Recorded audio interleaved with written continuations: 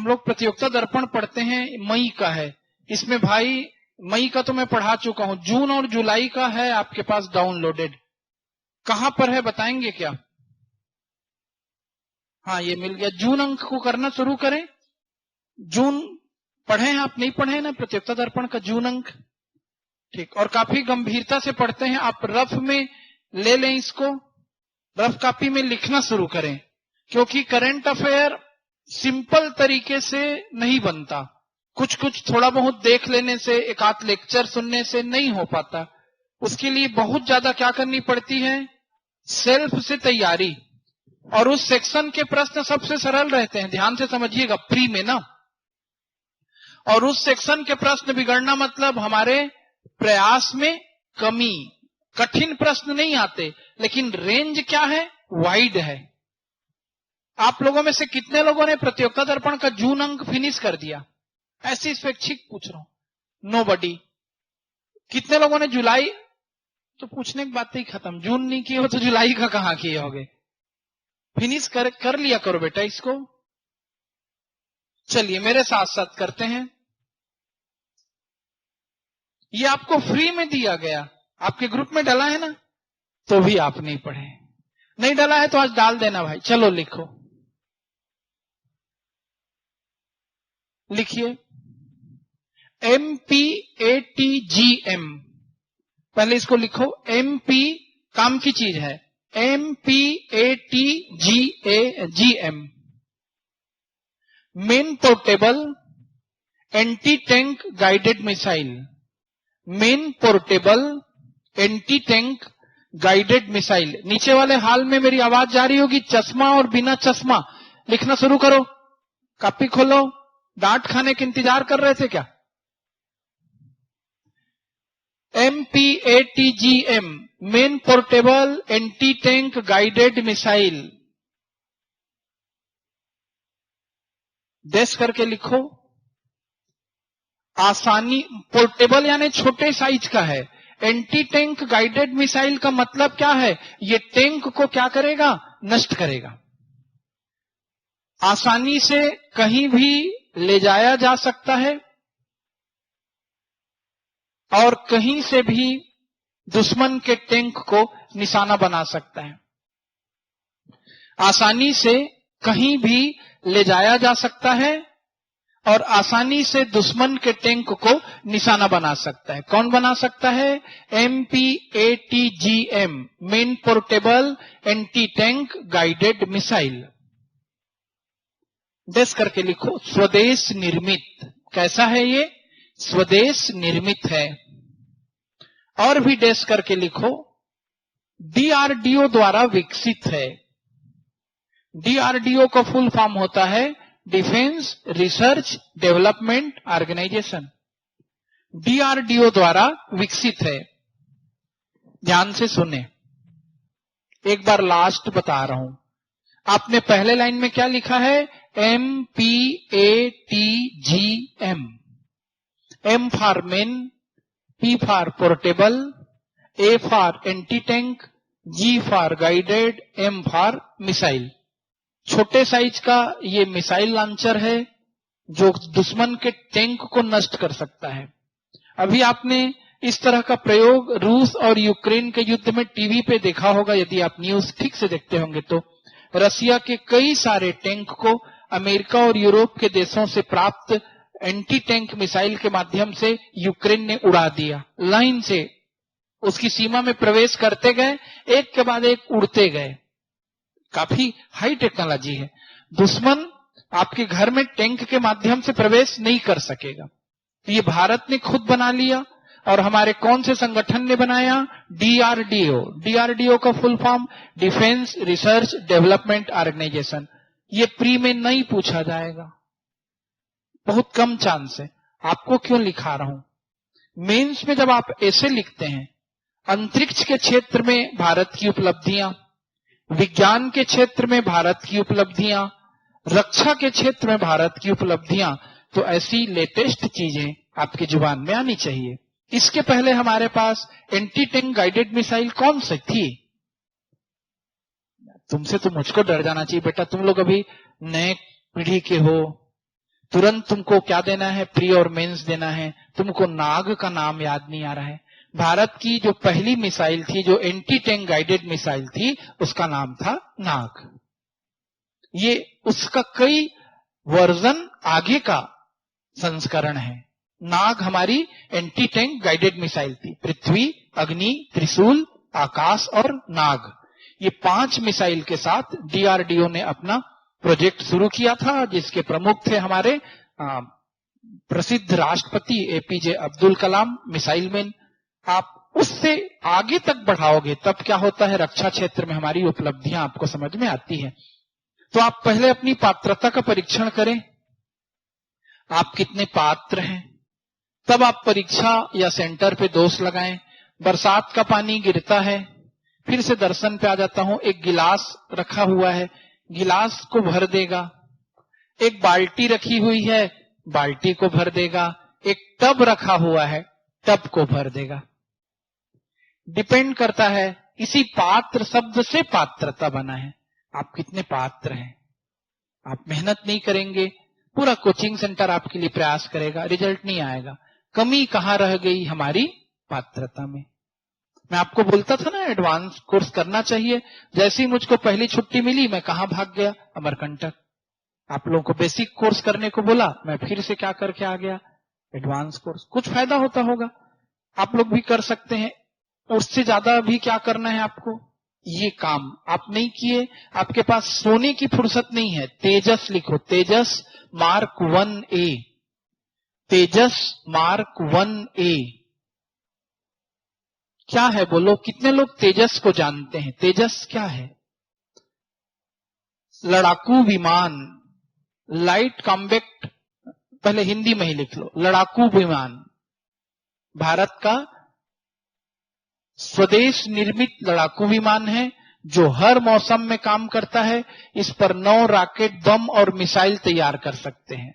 2200 kilometre प्रति घंटे की रफ्तार से उड़ता है। खैर बाकी चीजों को छोड़ सकते हैं। आपसे कभी भी तेजस पूछेगा, पहले तेजस श्रृंखला आई थी भारत में, जब हमारे रक्षा अनुसंधान संगठन ने, डीआरडीओ ने काम करना शुरू किया, तो हमने बहुत सारी मिसाइल बनाई, और इधर हमने बहुत सारा क्या बनाना शुरू किया, रक्षा प्रणाली को सक्षम बनाने के लिए विमान बनाने शुरू किए। तो हमारा सबसे बेस्ट विमान माना जाता है तेजस। लेकिन इसके बावजूद हम विमानों की श्रृंखला में पूरी तरह से सक्षम नहीं है, इसलिए हमने सुखोई का आयात किया। सुखोई का आयात करने के बाद हमारे द्वारा किसका आयात किया गया, मिग का आयात उसी सीरीज में, और मिग को उड़ता हुआ ताबूत कहा गया। उसमें खराबी नहीं थी, उसकी टेक्नोलॉजी इतनी हाई थी कि उसको यदि पायलट कंट्रोल नहीं कर पाएगा, जिस स्पीड से वो ऊपर जाता है, उस स्पीड से जब उसको ऊपर ले जाया जाता है, तो ज्यादातर केस में पायलट को हल्के से क्या आ जाता है, बेहोशी का एहसास हो जाता है, और इस चक्कर में उसका कंट्रोल छूट जाता है मिग से। इसलिए बहुत से पायलट की जान गई। फिर हमने एक और सौदा किया है, जिस सौदे को लेकर लगातार विपक्ष के द्वारा सरकार को घेरे में लाने का प्रयास किया गया। कौन सा सौदा था, राफेल।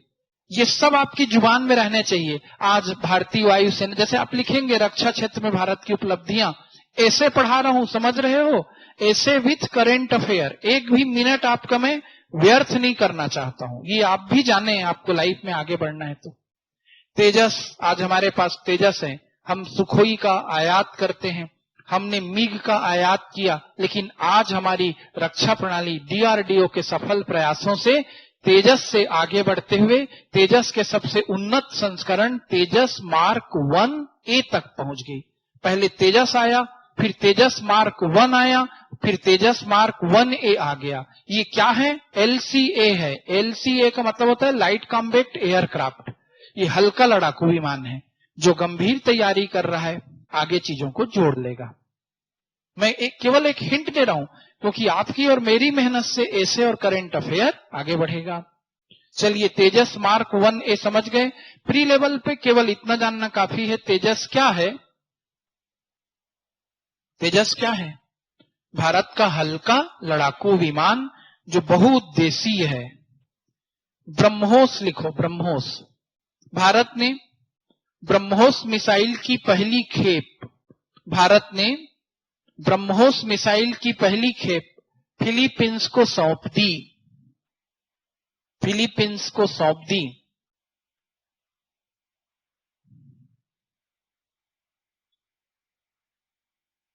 फिलीपींस पहला देश है। फिलीपींस लिख लिए और धीरे कर देता हूं।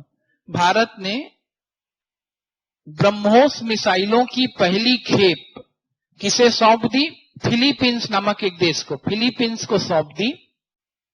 फिलीपींस पहला देश है जिसने, फिलीपींस पहला देश है जिसने ब्रह्मोस मिसाइलों की खरीद के लिए 2,966 करोड़ का सौदा भारत के साथ किया है। फिलीपींस पहला देश है जिसने ब्रह्मोस मिसाइलों की खरीद के लिए 2,966 करोड़ का सौदा भारत के साथ किया है। आगे लिखो, ब्रह्मोस भारत और रूस की संयुक्त प्रौद्योगिकी से विकसित मिसाइल है। ब्रह्मोस नहीं लिखा है बेटा बोर्ड में, मैं अपने मन से बोल रहा हूं। ब्रह्मोस भारत और रूस की संयुक्त प्रौद्योगिकी से विकसित मिसाइल है। ब्रह्मोस भारत और रूस की संयुक्त प्रौद्योगिकी से विकसित मिसाइल है। किसी को थोड़ा भी डाउट? भारत की प्रसिद्ध नदी ब्रह्मपुत्र और रूस की प्रसिद्ध नदी का नाम है मस्कवा। ब्रह्मोस शब्द में ब्रह्मोस नदी और मस्कोवा नदी के नामों को मिलाया गया और ये भारत ने विकसित किया। रूस जो है मिसाइल के क्षेत्र में हमसे टेक्नोलॉजिकली काफी आगे है। रसिया विकसित देश है, जान रहे हैं, भारत का मित्र है, तो उसने भारत की मिसाइल टेक्नोलॉजी को विकसित करने में भारत को मदद दी। और अमेरिका जो है हमेशा एंटी क्या बोलते हैं उसको, जब भारत का अंतरिक्ष प्रोग्राम चल रहा था तो एक संधि हुई थी जिसके तहत अमेरिका रोक दिया था हमारे कौन से प्रोग्राम को? अंतरिक्ष प्रोग्राम को। क्यों रोक दिया था? सीधा सीधा कॉन्सेप्ट रहता है, जितनी ऊंचाई तक हमारा रॉकेट कहां जाएगा? आकाश में। उतनी दूरी तक हमारी मिसाइल कहां मार करने में सक्षम होगी? जमीन में। कारण क्या है? रॉकेट के यदि शीर्ष में उपग्रह को रखें और उसे बहुत ऊंचाई का टारगेट देकर भेजें तो वो अंतरिक्ष में उपग्रह को स्थापित करेगा। और यदि हम रॉकेट का एंगल चेंज कर दें और उसके चौथे चरण में उपग्रह की जगह किसको रख दें? बम को, तो वो रॉकेट ही किसका काम करने लगता है? मिसाइल का काम करने लगता है। तो अमेरिका ने भारत पर प्रतिबंध लगाया था और रूस भारत को सहयोग करता है। रक्षा क्षेत्र में भारत की चुनौती, यूपीएससी के लिए भी आपको पढ़ा रहा हूं, रक्षा क्षेत्र में भारत की चुनौतियां बोलेगा तो ये आप सबको लिखें कि हम सारी चुनौतियों से पार करके आ चुके हैं। हमने आज रूस के साथ ब्रह्मोस मिसाइल का क्या कर लिया है? विकास कर लिया है। और ये ब्रह्मोस मिसाइल का जो हमने विकास किया है ये हमें अब विदेशी मुद्रा प्राप्त करने में भी मददगार है, हमारी इकोनॉमी को सपोर्ट कर रहा है। हमने 2600 करोड़ में अपना, अभी जो भी 2699 दो रट लेना तुम लोग, इतने करोड़ में हमने फिलीपींस को अपनी मिसाइल बेची। कैसे आपका निबंध दूसरों से ए ग्रेड ऊपर नहीं होगा? रट के वही 4 लाइन लिखोगे तो थोड़ी होगा। निबंध कहां दौड़ना चाहिए? तुम्हारे खून में। पिछला भी याद आना चाहिए और नया जोड़ना चाहिए। यदि तुमसे अंतरिक्ष क्षेत्र में भारत की उपलब्धियां पूछेगा, आप उसमें इसका भी जिक्र कर सकते हैं, क्योंकि अंतरिक्ष कार्यक्रम और मिसाइल टेक्नोलॉजी दोनों एक दूसरे के अभिन्न अंग हैं। हमने जब अमेरिका से मदद चाही थी, उसने हमें क्रायोजेनिक इंजन टेक्नोलॉजी दी तो थी, पर उसके साथ उसने कई प्रतिबंध भी दिए थे। चलिए आगे बढ़ते हैं नेक्स्ट टॉपिक पे।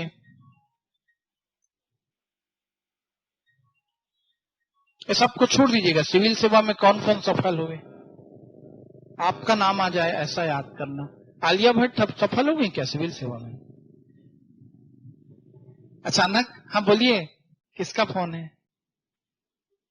हेलो, नमस्ते, बताइए। अभी मैं उसी क्लास में पढ़ा रहा हूं। आप कहां भटक रही हैं? रायपुर से हैं क्या?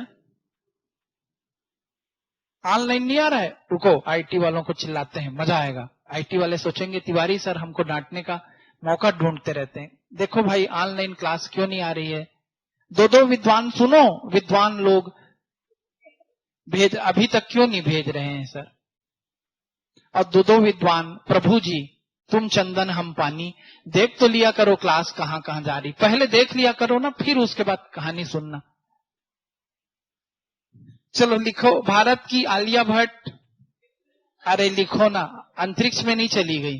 भारत की आलिया भट्ट और साक्षी मलिक विश्व के सर्वाधिक प्रभावशाली 100 व्यक्तियों की टाइम पत्रिका की सूची में शामिल। भगवान जाने क्या प्रभाव। छोड़ो ना, लिख लो, कभी पूछेगा तो आदमी आलिया भट्ट को कभी टिक ना करेगा। विश्व के 100 प्रभावशाली महिलाओं की सूची में भारत की कौन सी महिला शामिल है? ए आलिया भट्ट, आदमी जालिया भट्ट बोलेगा, ठीक है, ये कहां से हो गई, लेकिन है। भारत की आलिया भट्ट और साक्षी मलिक विश्व की सर्वाधिक प्रभावशाली 100 व्यक्तियों की टाइम पत्रिका की 2024 की सूची में शामिल है। ठीक भाई, है तो है, बाकी आपका मुद्दा है, खोजें क्यों शामिल किया गया उनको, मैं नहीं खोजना चाह रहा हूं।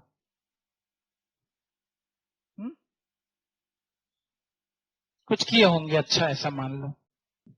इधर देखो, अब यहां से जो अंतरराष्ट्रीय घटनाक्रम, हाँ एक चीज और बता रहा हूं, जब तक ऑनलाइन वाले ना जुड़े, एक चीज और आपको बता रहा हूं कि करंट अफेयर पढ़ने का एक ही मार्ग है, कठोर मेहनत, ऐसी चीज को उठा के पढ़ना।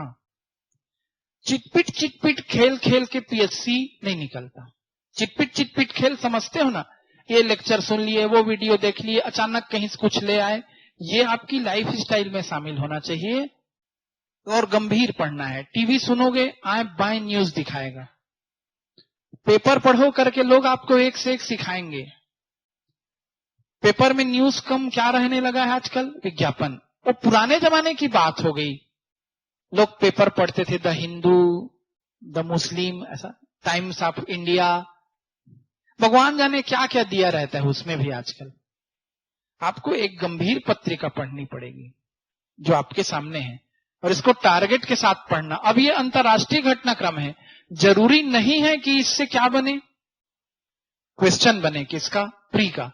मेंस में अंतरराष्ट्रीय महत्व की घटनाएं या समस्याएं निबंध के रूप में आती हैं। तो जैसे अरब और इजराइल संघर्ष, बहुत चांस बनता है ऐसे का, आप सब्जेक्ट बताइए, लोग बोलते हैं बहुत चांस बनता है, ऐसे पढ़ाते पढ़ाते याद आता है अरब इजराइल संघर्ष को पूछेगा ऐसे में। क्यों पूछेगा? क्योंकि अभी इजराइल जो है बुरी तरह अटैक कर रहा है, किसके ऊपर, फिलिस्तीन के ऊपर। रूस यूक्रेन युद्ध को पूछेगा, तो भाई वो आपके ऐसे, इसको रटना नहीं है, इसको ऐसी पेपर पढ़े टाइप पढ़ना है।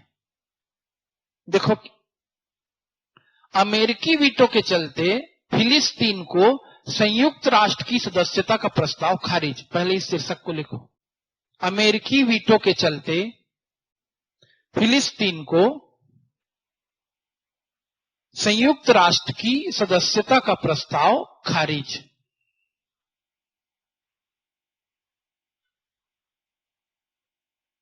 अंडरलाइन करना अमेरिकी वीटो इस शब्द को। उसके बाद संयुक्त राष्ट्र की सदस्यता का प्रस्ताव खारिज, इसको अंडरलाइन करना, और डब्बे में घेरना फिलिस्तीन को।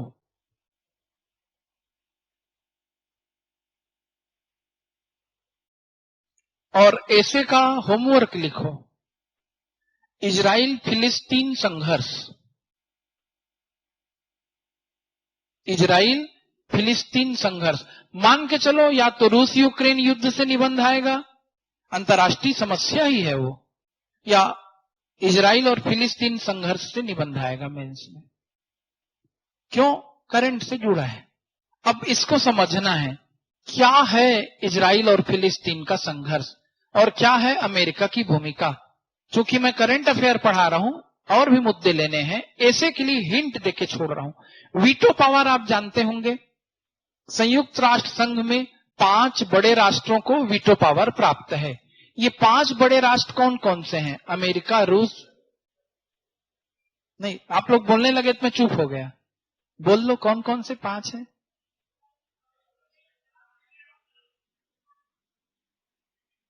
अमेरिका, रूस, ब्रिटेन, चीन और फ्रांस। 5 हमेशा याद रहे। इन 5 लोगों को वीटो पावर प्राप्त है, अमेरिका, रूस, ब्रिटेन, चीन और फ्रांस। यदि ये किसी भी प्रस्ताव को नकारात्मक वोटिंग कर देते हैं, नेगेटिव वोटिंग, तो बहुमत के बावजूद वो प्रस्ताव स्वीकार नहीं होता। समझते होंगे? फिलिस्तीन ने हमेशा से चाहा है कि वो किसका सदस्य बने? यूएनओ का।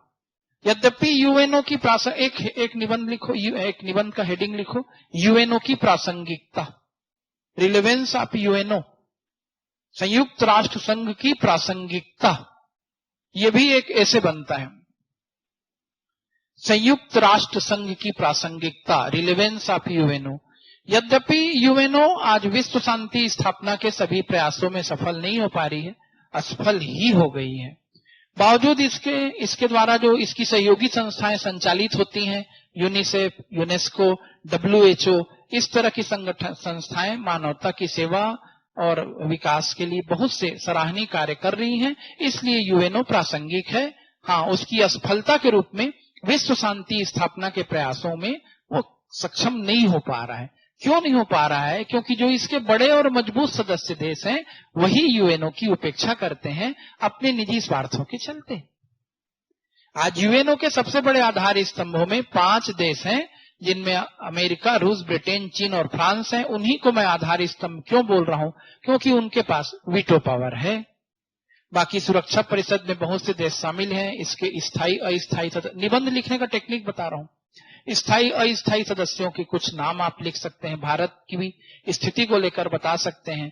ये बड़े देश संयुक्त राष्ट्र संघ के शांति स्थापना के प्रयासों में पूरे मन से सहयोग नहीं देते और उसे विषहीन सर्प बनाकर इन्होंने छोड़ दिया, मतलब दंतहीन सर्प बनाकर छोड़ दिया है। ऐसा सांप है जिसके पास दांत ही नहीं है, तो चाबेगा तो कैसे चाबेगा? ये किसी का क्या बिगाड़ सकता है? क्यों? यूएनओ इन्हीं राष्ट्रों की दया कृपा पे है। रूस लड़ रहा है तो लड़ रहा है, यूएनओ की बात को सुनता नहीं। इजराइल को लड़ना है तो लड़ रहा है। इजराइल को यदि कंट्रोल करने के लिए यूएनओ कुछ प्रयास करेगा तो अमेरिका अगेंस्ट में खड़ा हो जाएगा। समझ रहे हो? ये यूएनओ की सामरिक नीति को लेकर आप असफलता को बताएंगे तो वहीं उसके कारण भी बताना रहता है कि बड़े राष्ट्र जो हैं उनकी निजी स्वार्थ इन चीजों के पीछे क्या है, एक बड़े फैक्टर के रूप में कार्य करते हैं। मैं आपको एडवांस लेवल पढ़ा रहा हूं ना भाई, मेंस में बैठे हो, इसलिए यूएनओ नहीं लिखवा रहा हूं अभी। तो आप प्री में सीख चुके हो या आप जानो। अब यूएन ना समझ में आए, माइक उठा के डिस्कस कर सकते हो, आजादी है। अब यूएनओ में फिलिस्तीन ने अपनी सदस्यता चाही। अरब इजराइल संघर्ष के 2 पहलू हैं। एक पहलू इजराइल को अपनी रक्षा का पूरा अधिकार देने पे विश्वास रखता है। इजराइल में यहूदी लोग निवास करते हैं और वो विश्व का एकमात्र ऐसा देश है जहां कोई व्यक्ति यदि यहूदी है तो उसे इजराइल की नागरिकता स्वयं प्राप्त है। और वो चारों तरफ से मुस्लिम कंट्रियों से घिरा हुआ है। और यदि इजराइल अपने आप को सामरिक दृष्टि से, आर्थिक दृष्टि से, वैज्ञानिक दृष्टि से, टेक्नोलॉजी की दृष्टि से मजबूत साबित नहीं करता तो अरब देशों के द्वारा इजराइल पर कब से हमला कर दिया जाता। उनके हमले का केंद्र बिंदु रहा है, लेकिन अपनी सक्षमता के चलते वो अरब देशों का सामना करता है। फिलिस्तीन के साथ उसके संघर्ष की लंबी कहानी है। आतंकवादी संगठन हमास, सब नाम आप करंट अफेयर में सुनते होंगे, XYZ, जिसके कारण इजराइल अभी आक्रामक होकर फिलिस्तीन पर लगातार हमले कर रहा है। शुरुआती दौर में लगा कि हमास के कार्य गलत थे, फिर अभी विश्व मानस को ऐसा लगने लगा कि इजराइल अधिक आक्रामक हो उठा है। दोनों में सही कौन है, गलत कौन है, इसका फैसला हम तथ्यों के बहुत अधिक विश्लेषण के बाद ही कर सकते हैं। अचानक से आप मत बोल देना इजराइल अच्छा है कि दोनों की अपनी अपनी कमियां, दोनों की अपनी अपनी क्या रहती हैं, अच्छाइयां रहती हैं। ठीक, फिर भी आप जान रहे हो, मेरे ज्यादा समझदार हो पढ़ना। अब ऐसी स्थिति में फिलीपींस चाहता था कि वो संयुक्त राष्ट्र संघ का सदस्य बने। ये सब लिखा होगा, मैं देखा नहीं हूं, पढ़ लेना घर में। फिलिस्तीन की संयुक्त राष्ट्र संघ की सदस्यता के मार्ग में आड़े कौन आया? अमेरिका। क्यों आया? क्योंकि अमेरिका किसका सपोर्ट करता है? इजराइल का सपोर्ट करता है। एक तो वो इस्लामिक आतंकवाद के खिलाफ है और दूसरा यहूदियों का वो समर्थक है। इतना जानना जरूरी है। अब आपका होमवर्क बनता है बेटा, यदि आप मेरी क्लास में बैठे हो, ऐसी क्लासेस लगती नहीं, क्योंकि मैं आपकी सेवा कहां से ज्यादा नहीं कर पा रहा हूं। History, philosophy, socio, Hindi subject ही पढ़ाते पढ़ाते फ्री नहीं हो पाता। आज मौका मिला, फिर पढ़ा रहा हूं। होमवर्क लिखो, यहूदी कौन है, यहूदियों की समस्या क्या है। कभी भी इस प्रश्न को पूछा जाएगा, ऐसी क्या वजह आ गई थी कि हिटलर ने इतनी अधिक संख्या में यहूदियों को मार दिया, इनको इतना ज्यादा आतंक का शिकार क्यों बनाया गया, क्या यहूदियों को जीने का हक नहीं है, आपको जानना चाहिए। और कल की क्लास में कोई इस पे लेक्चर देगा, उसको मैं विशेष पुरस्कार से सम्मानित करूंगा। माइक लेके बोलना, किसी भी टॉपिक पे नहीं, यहूदी पे। इसी बहाने आपका नॉलेज बढ़ेगा। ठीक, तो अभी रटना है वह प्री के लिए। मान लो वह कौन सा देश है जिसे संयुक्त राष्ट्र संघ की सदस्यता से वीटो पावर के चलते वंचित होना पड़ा। फिलिस्तीन। फिलिस्तीन संयुक्त राष्ट्र संघ की सदस्यता ग्रहण करना चाहता था, किसके वीटो पावर के चलते उसे रोका गया? अमेरिका। ईरान और इजराइल के बीच बढ़ रहे तनाव से एक और युद्ध की आहट, ये उसी की अरब इजराइल संघर्ष में बोल रहा हूं, फिलिस्तीन इजराइल संघर्ष की कड़ी में जुड़ा हुआ है। इजराइल ने ईरान पर भी क्या किया, हमला क्यों किया, इसको जरूर पढ़िए आप। इससे ज्यादा बताना इस न्यूज के लिए गड़बड़ हो जाएगा। ये जिन चीजों को मैं छोड़ रहा हूं आप भी सद्दे से छोड़ देना, सद्दे से समझते हो।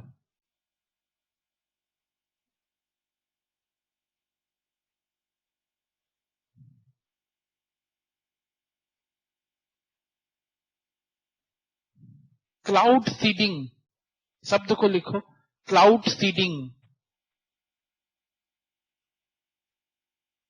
क्या होता है? क्लाउड सीडिंग पूरी क्लास में कौन बताएगा? हाथ उठा दो बस, मुझको अच्छा लगेगा। Very good, very good. Cloud seeding लिखो इसके बारे में।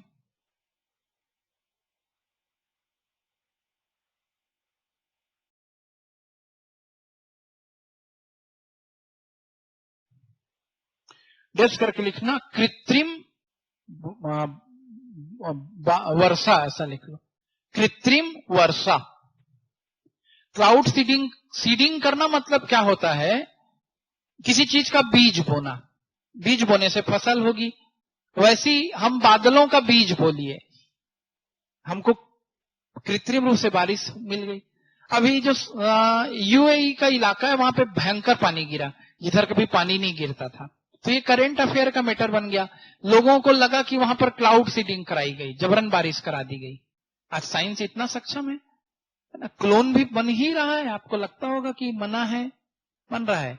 लोग उसको प्रिजर्व करके रखते हैं। उस क्लोन से अपना बॉडी डबल से अपने बॉडी का कोई पार्ट यदि खराब हो गया तो उसको ट्रांसप्लांट कराते हैं। अरबों खरबों पैसा है लोगों के पास। तुम अभी कुछ नहीं जान रहे हो। मजा आता है दुनिया जानने में, जितना जानोगे उतना वो ललक बढ़ती जानने की। वैसी कृत्रिम बारिश तुमको लगता है कठिन काम है, बड़ा सिंपल हो चुका है आज की डेट में साइंस के लिए। तो यूएई के इलाके में बहुत ज्यादा पानी गिरा, तो लोगों को लगा वहां पर क्या कराया जा रहा है? क्लाउड सीडिंग कराया जा रहा है। तो अब आपके लेवल पे क्लाउड सीडिंग नहीं पूछेगा, यूपीएससी में पूछेगा। लेकिन क्लाउड सीडिंग में आपके लेवल से क्या प्रश्न आएगा? कृत्रिम बारिश के लिए कौन से रसायन का प्रयोग किया जाता है? हाँ, लिख लीजिए उसको। लिखिए, क्लाउड सीडिंग ऐसी तकनीक है, क्लाउड सीडिंग ऐसी तकनीक है जिसके तहत सिल्वर आयोडाइड,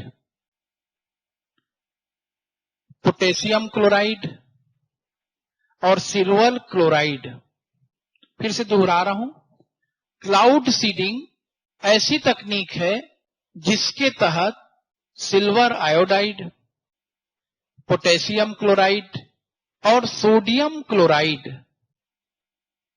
आदि पदार्थों को विमानों की मदद से बादलों में छिड़का जाता है। बाकी डिटेल आप पढ़ लेना। क्लाउड सीडिंग ऐसी तकनीक है जिसके तहत सिल्वर आयोडाइड, अंडरलाइन कर लेना, मेनली कौन सा केमिकल यूज होता है? Silver iodide. Silver iodide, potassium chloride और सोडियम क्लोराइड आदि पदार्थों को विमानों की मदद से बादलों पर छिड़का जाता है, XYZ एंड सो ऑन। एक शब्द याद होना चाहिए क्लाउड सीडिंग और दूसरा शब्द याद होना चाहिए सिल्वर आयोडाइड। आर्थिक वाणिज्यिक परिदृश्य सुन लीजिए। जिन लोग देश की अर्थव्यवस्था को लेकर के हमेशा प्रश्न चिन्ह खड़ा करते हैं, ये सर्वे सब देखिएगा।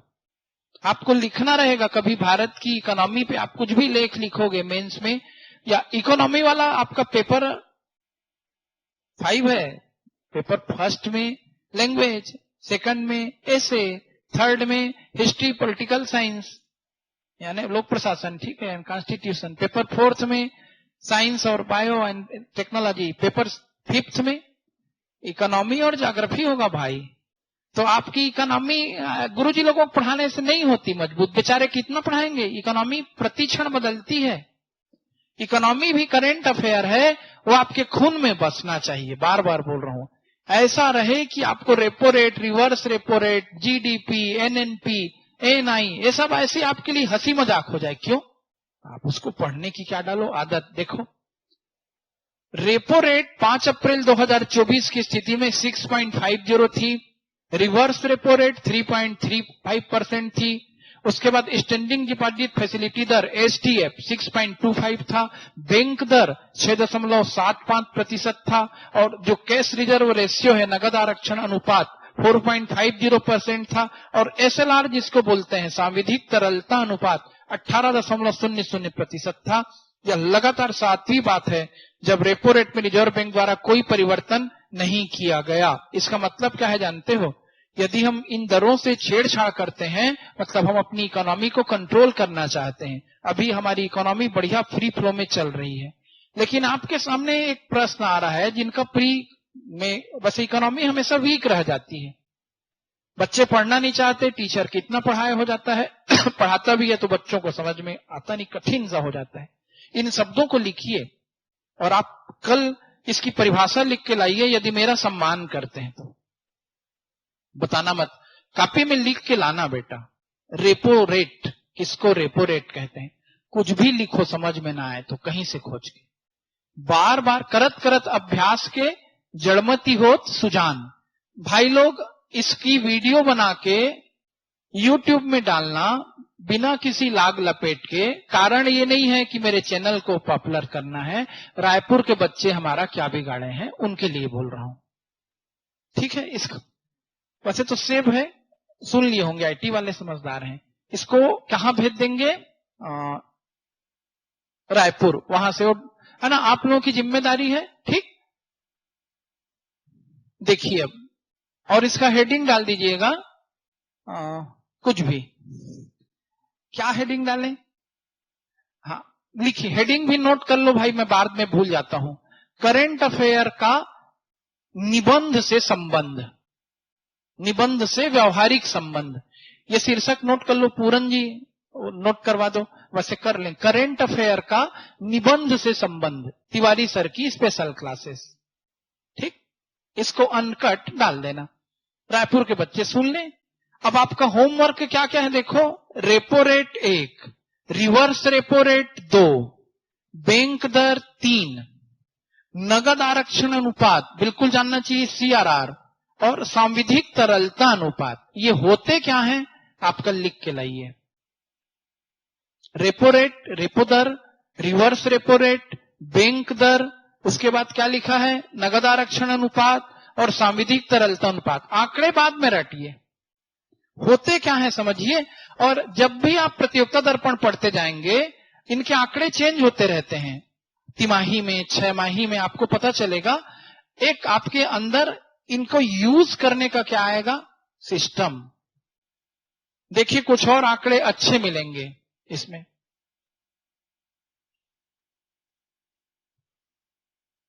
ये देखिए 2023-24 में, लिखो इसको, 2023-24 में भारतीय पूंजी बाजार में 2 लाख करोड़ से अधिक का विदेशी पोर्टफोलियो निवेश, फॉरेन पोर्टफोलियो इन्वेस्टमेंट है ये। 2023-24 में भारतीय पूंजी बाजार में 2 लाख करोड़ से अधिक का विदेशी पोर्टफोलियो निवेश कब हुआ है? 2023-24 में। कितने का? 2 लाख करोड़ से अधिक का। अब आपके सामने एक क्वेश्चन आ रहा है, कितने लोग जानते हैं एफपीआई या विदेशी पोर्टफोलियो निवेश, फॉरेन पोर्टफोलियो निवेश? नहीं जानते हैं तो अगला होमवर्क लिखो, विदेशी पोर्टफोलियो निवेश क्या होता है? जरूर जानिए ना, काम की चीज है, इसलिए आपको मैं होमवर्क दे रहा हूं।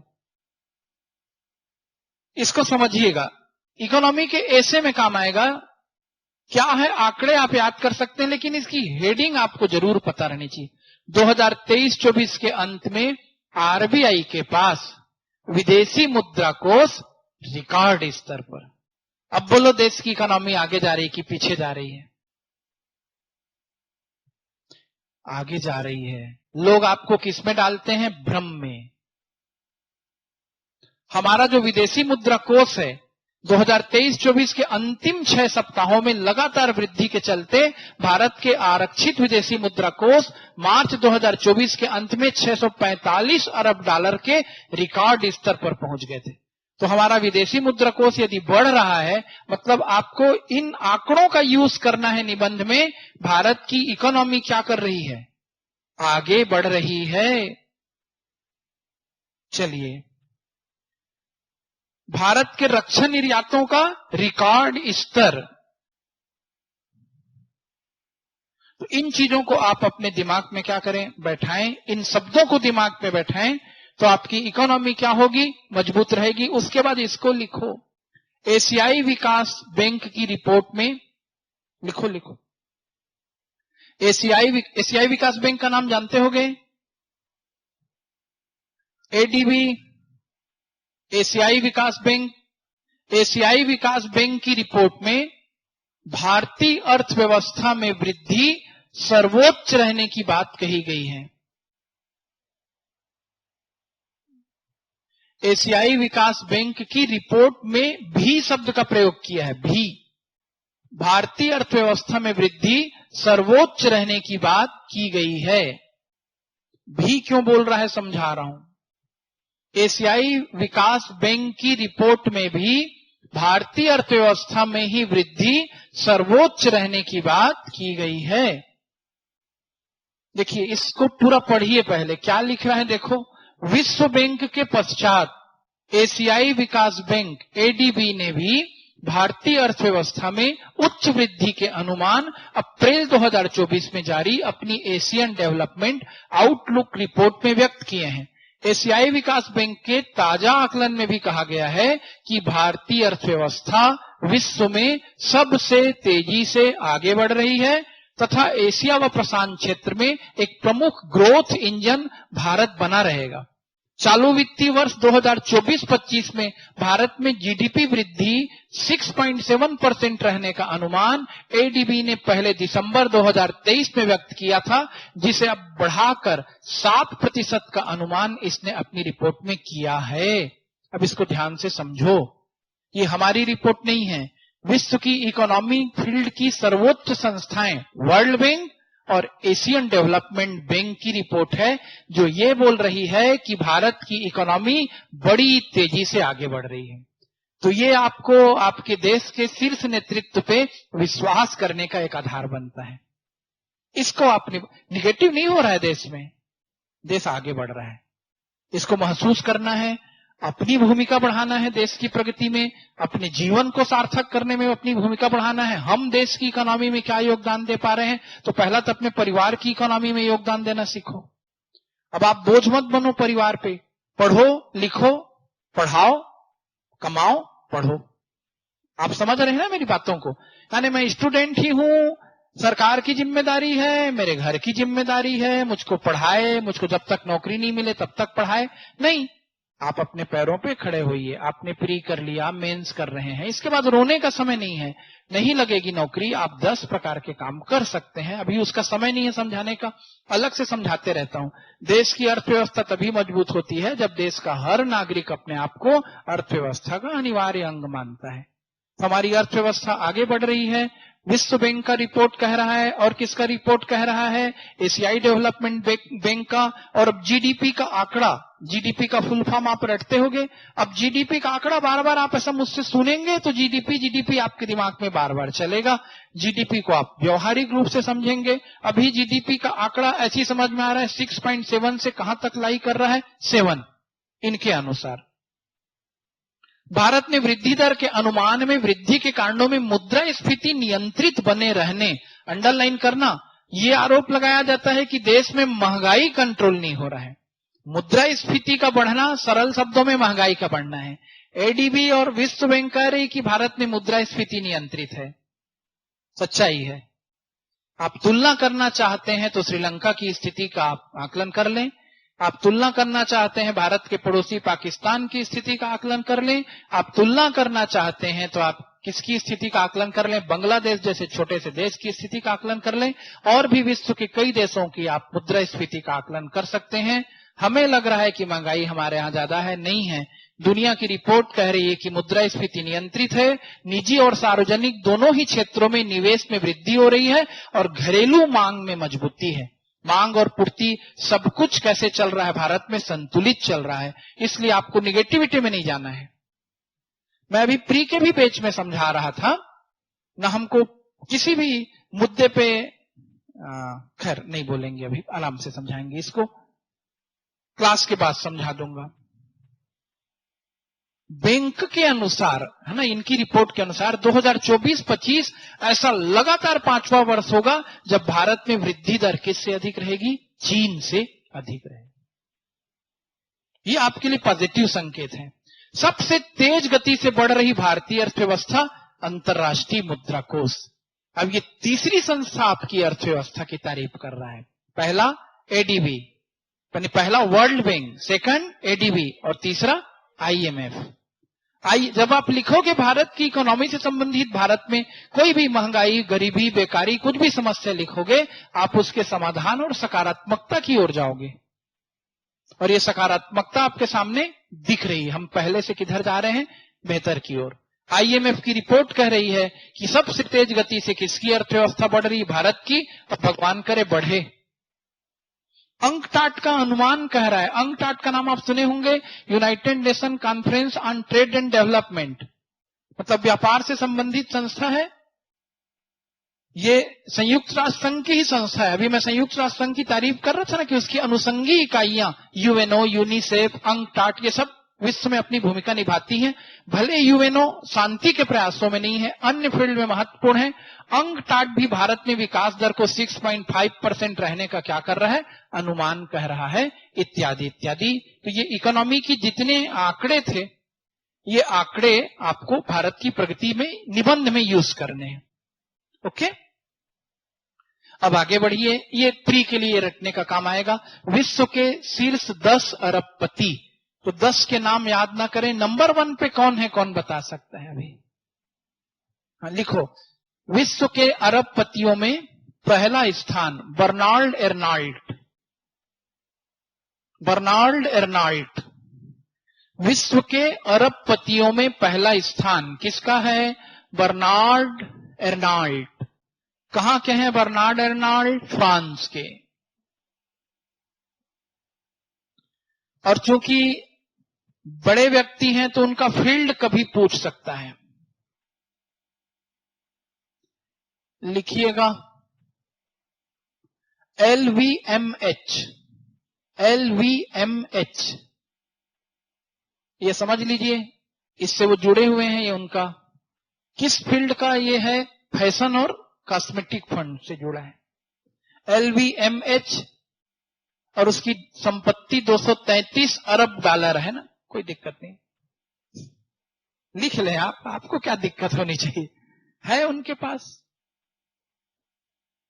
दूसरा नाम लिखो, पहला नाम याद कर लो आप, बर्नार्ड एर्नाल्ट। कई परीक्षाओं में आते रहता है। विश्व के अभी सबसे धनी व्यक्ति कौन है? बर्नार्ड एर्नाल्ट। दूसरा एलन मस्क। कोई भी आंकड़े चेंज हो सकते हैं, मैं दावा नहीं कर रहा हूं। ये मैं आपको कोई ऐसा आंकड़ा नहीं बता रहा हूं जो बदलेगा नहीं। मैं आपको प्रतियोगिता दर्पण का कौन सा अंक सिखा रहा हूं? ये जून अंक है, उस समय की स्थिति में बता रहा हूं।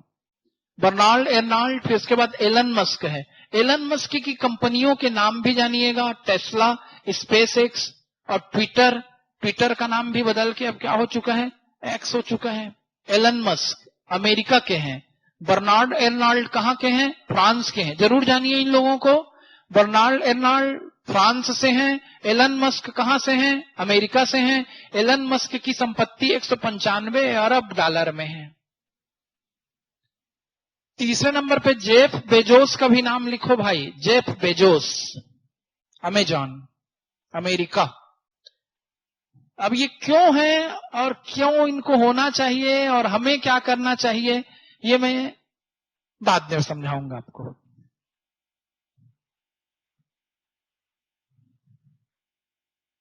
कल लेकिन जरूर पूछिएगा, इस पे मेरी राय, वैसे मेरी क्षमता क्या है मैं इनके बारे में बताऊं, लेकिन आपको बहुत कुछ सीखना है।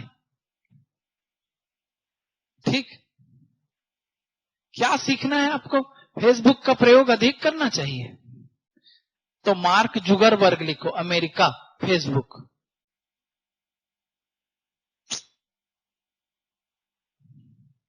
और करो फेसबुक का प्रयोग। नहीं करोगे, कर सकते हो, मैंने नहीं, हाँ कुछ नहीं बोल रहा हूं भाई, नहीं करने कोई मना ही नहीं है यार। मैं बोलूंगा मेरा वीडियो भी यूट्यूब में जाने वाला है, इसी सब का फील्ड है ये। पहले मेरे वीडियो को ही क्या कर देंगे, गायब कर देंगे। ऐसा होते रहता है, सोशल मीडिया पे बोलने में बहुत जिम्मेदारी उठानी पड़ती है। भारत से हैं मुकेश अंबानी, 9वें नंबर पे हैं। बीच में वारेन बफेट, बिल गेट्स, लेरी एलिसन, ये नाम मैं छोड़ रहा हूं, आप पढ़ सकते हैं। भारत की तरफ से कौन है, मुकेश अंबानी, 116 अरब डॉलर की संपत्ति के साथ। तो भारत में क्या रहेंगे, वो नंबर 1 पे हैं।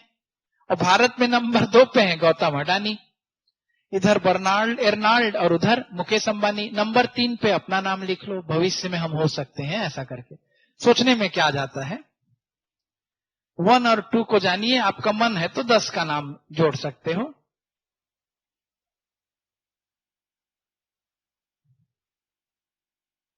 चलिए अब आगे बढ़ते हैं।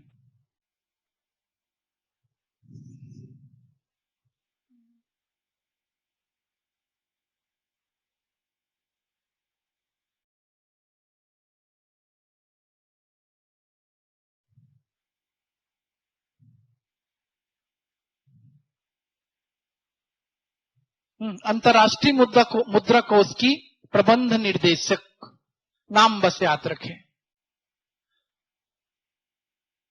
Kristalina Georgieva. आईएमएफ की एमडी, आईएमएफ अंतर्राष्ट्रीय मुद्रा कोष, उसकी प्रबंध निदेशक कौन बनी है, पुनर्निर्वाचित हो गई अपने पद पर, यानी पहले भी थी अभी रिपीट हो गई। नाम क्या है इनका, क्रिस्टालिना जॉर्जिवा, क्रिस्टालिना जॉर्जिवा। अब देखो भाई, वर्ष के सर्वश्रेष्ठ हॉकी खिलाड़ी, शीर्षक डालो साइड हेडिंग, वर्ष के सर्वश्रेष्ठ हॉकी खिलाड़ी हार्दिक सिंह। आपको हार्दिक पांड्या समझ में आएगा जल्दी, हार्दिक पांड्या नहीं, क्या नाम है, हार्दिक सिंह।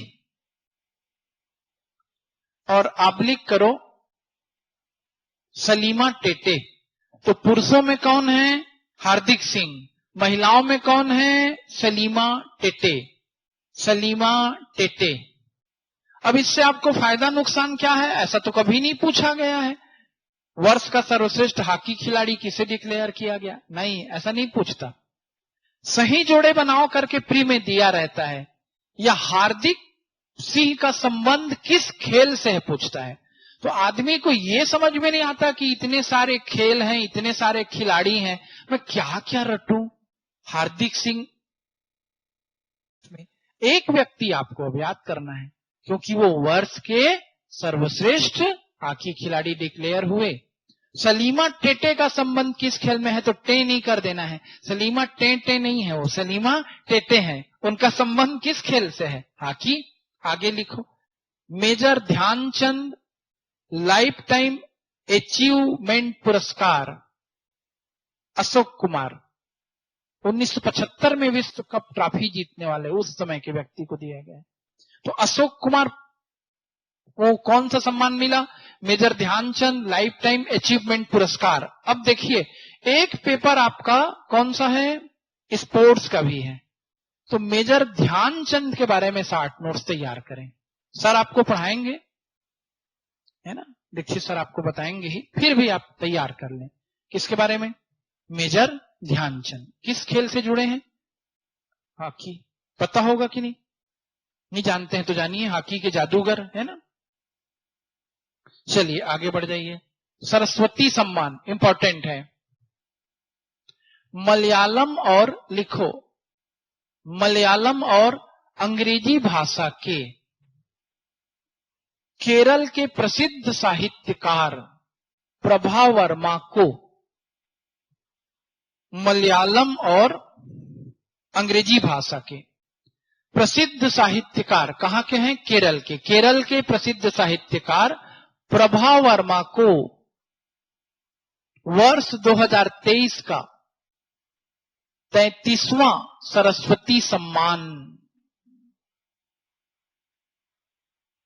नाम याद करें, किनको मिला सरस्वती सम्मान? प्रभा वर्मा। प्रभा वर्मा किस भाषा के कवि हैं? मलयालम और अंग्रेजी।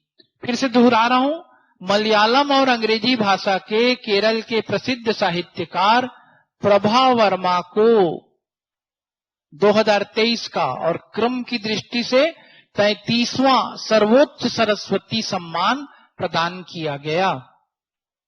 और नीचे लिख लें, यह सम्मान के बिड़ला फाउंडेशन द्वारा दिया जाता है। के बिड़ला फाउंडेशन।